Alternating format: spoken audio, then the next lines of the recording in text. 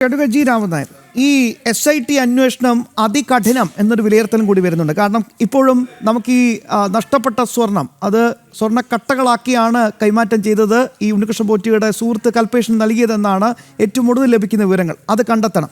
മാത്രമല്ല, vigilance report ഇത് വലിയ രീതിയിൽ തന്നെ അപൂർണമാണ്. പല കാര്യങ്ങളിലും ഇനിയും കൃത്യമായി തന്നെ പൂർണ്ണതയിലെത്താനുണ്ട്. സ്മാർട്ട് ക്രിയേഷൻസ്, പങ്കജ് ഭണ്ഡാരിനെ വിളിച്ചു വരുത്തിയപ്പോഴത്തേക്ക് സ്മാർട്ട് ക്രിയേഷൻസിൻ്റെ വെബ്സൈറ്റ് തന്നെ അണ്ടർ കൺസ്ട്രക്ഷൻ, അതിലേക്ക് കയറാൻ പറ്റുന്നില്ല. അവിടെയും വലിയ ദുരൂഹതകളുണ്ട്. ഇങ്ങനെ ഒരുപാട് കാര്യങ്ങളിലേക്ക് വെളിച്ചം വീശേണ്ടതുണ്ട്.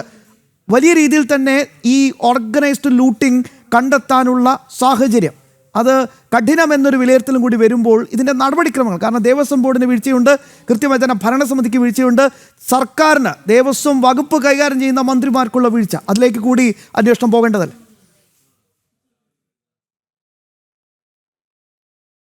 ഇവിടെ നടത്തുന്ന ഹൈക്കോടതിയുടെ നേരിട്ടുള്ള നിയന്ത്രണത്തിലുള്ള അന്വേഷണമാണ് ഇപ്പോൾ നടക്കുന്നത്.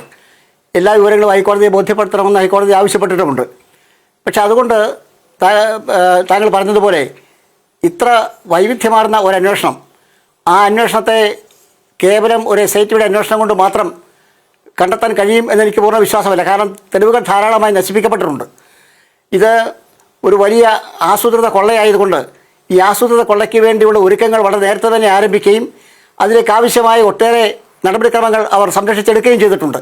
അപ്പോൾ ഉദ്യോഗസ്ഥന്മാരെ പഴിചാരിക്കൊണ്ട് ഇപ്പോൾ എല്ലാവരും ഇരിക്കുകയാണ്. പക്ഷേ ഇതിനെ പറ്റിയുള്ള അന്വേഷണം ഇത്തരത്തിൽ ഉള്ള ഒരു അന്വേഷണം കൊണ്ട് നമുക്ക് തൃപ്തികരമായ മറുപടികൾ ലഭിക്കും എന്ന് പറയാനാവില്ല.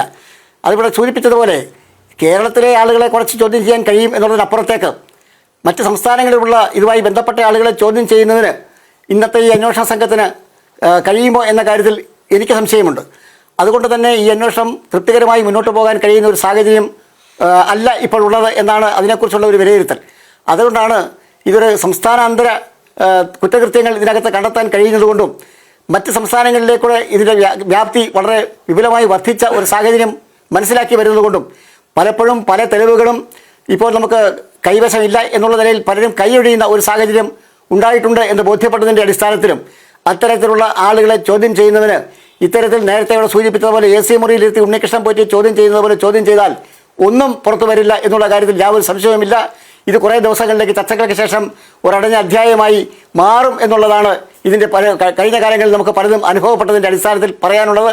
അതുകൊണ്ട് ഭക്തജനങ്ങളും അതുപോലെ തന്നെ കോടിക്കണക്കായ മറ്റാളുകളും ആകാംക്ഷയോട് കാത്തിരിക്കുന്ന ഈ വലിയ അന്വേഷണം അത് അതിശക്തമായി മുന്നോട്ട് കൊണ്ടുപോകുന്നതിന് ആവശ്യമായ നിലയിൽ ഈ അന്വേഷണം വിപുലപ്പെടുത്തേണ്ടതായിട്ടുണ്ട്. അത് സംസ്ഥാന ഇപ്പോൾ അന്വേഷണം നടത്തിക്കൊണ്ടിരിക്കുന്ന ഏജൻസി ഹൈക്കോടതിയെ ധരിപ്പിക്കുന്നതനുസരിച്ച് ഹൈക്കോടതിക്ക് അക്കാര്യത്തിൽ മാറ്റങ്ങൾ വരുത്താവുന്നതാണ് തീരുമാനം. പല ആളുകളും CBI അന്വേഷണം ആവശ്യപ്പെട്ടുകൊണ്ട് ഹൈക്കോടതിയെ സമീപിക്കുന്നു എന്നാണ് എനിക്കറിയാൻ കഴിഞ്ഞത്. അത്തരത്തിൽ ഉണ്ടാവുമെങ്കിൽ നിശ്ചയമായും ഈ അന്വേഷണം തൃപ്തികരമല്ല എന്ന് ബോധ്യപ്പെട്ടതിൻ്റെ അടിസ്ഥാനത്തിൽ അത്തരത്തിലുള്ള ഒരു അന്വേഷണ ഏജൻസിയെ ഏൽപ്പിച്ചാൽ കൂടുതൽ വ്യക്തത നമുക്ക് കൈവരുത്താൻ കഴിയും.